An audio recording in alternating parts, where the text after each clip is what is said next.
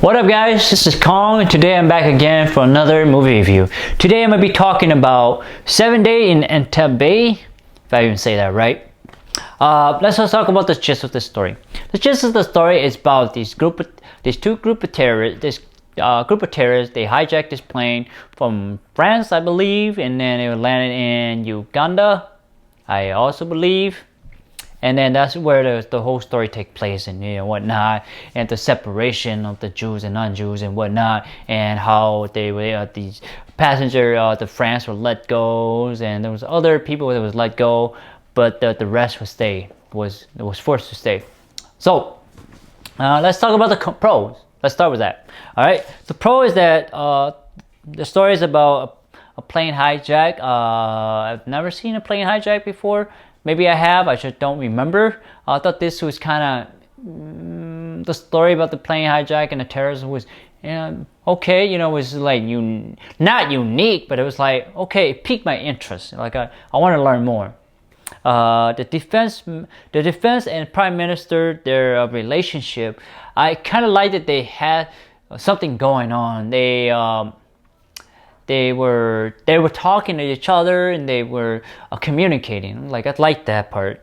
The military commander and the defense minister are talking about coming up with a rescue plan, how to save these passengers, and that the soldiers are doing some training, how to like take down soldiers, and how to disguise themselves as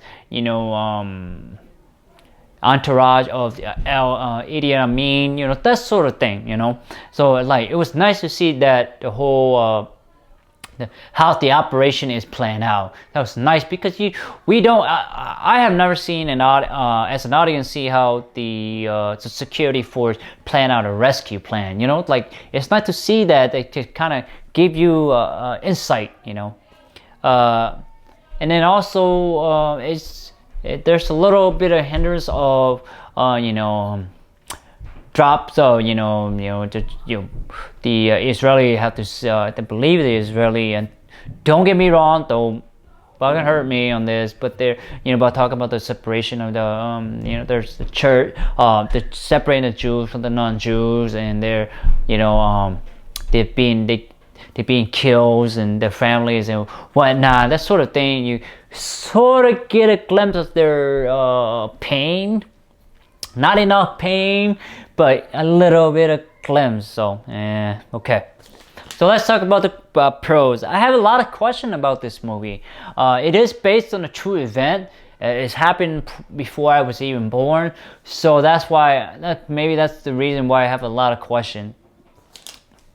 My first question is that we don't get to see Bridget or Wilfred, these two main terrorists and hijacker. We don't get to see their struggles. We don't get to see the pain. We don't get to see how they even meet at the first place. We just see them together. To me, it seemed like they just pot up the blue. I guess that's how it is because we don't know who they are. So yeah, it feels like it's just they pop out of the blue, to me at least. And another thing is that how did they come up with the idea to hijack a plane? How did they plan this out? Who came up with the idea? How they was gonna land in Uganda? I mean, they talk about landing in Uganda, and how did they even contact Idi Amin and say, hey, we're gonna land the plane in your airfield. Can you let us do that? That sort of thing, it's like all this stuff, the small little thing that's supposed to happen is never shown. It's like, okay, even that they don't have the info, or they just decided, hey, we're just gonna do it this way because we don't have the info.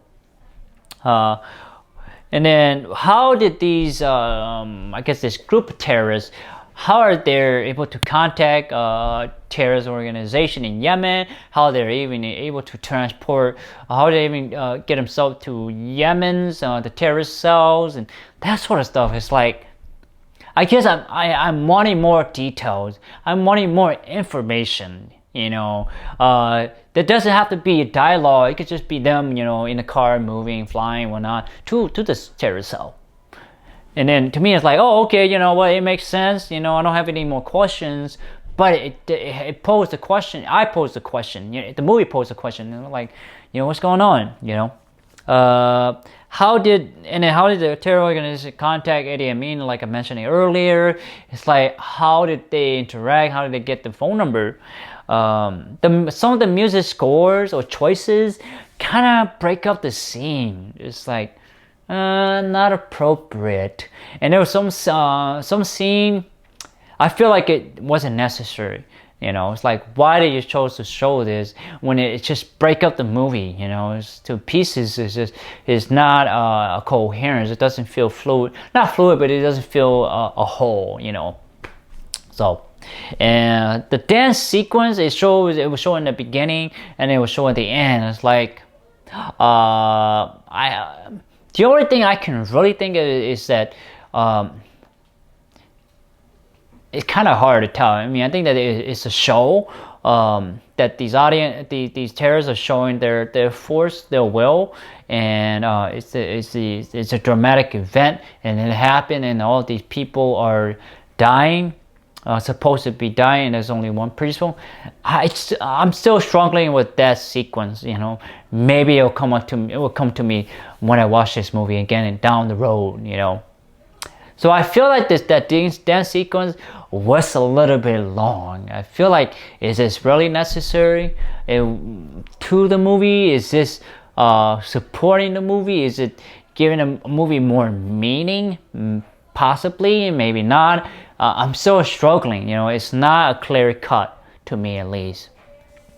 So, would I give this movie a rating? I want to give this movie a 4 out of 10. It's, as much as it's based on a true story, it's just not well executed in storytelling, and being a dramatic and giving us the emotional experience of the passengers and the terrorists. It's just, to me, I feel the story is really diffuse. You know, it's really diffuse, and you don't get this.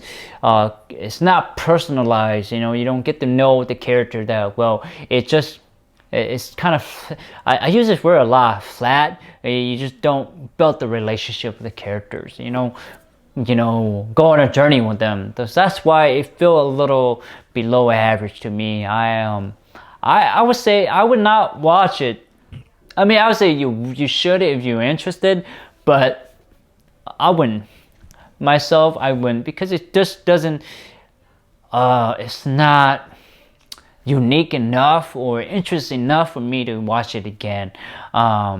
It feel like a puzzle, you know.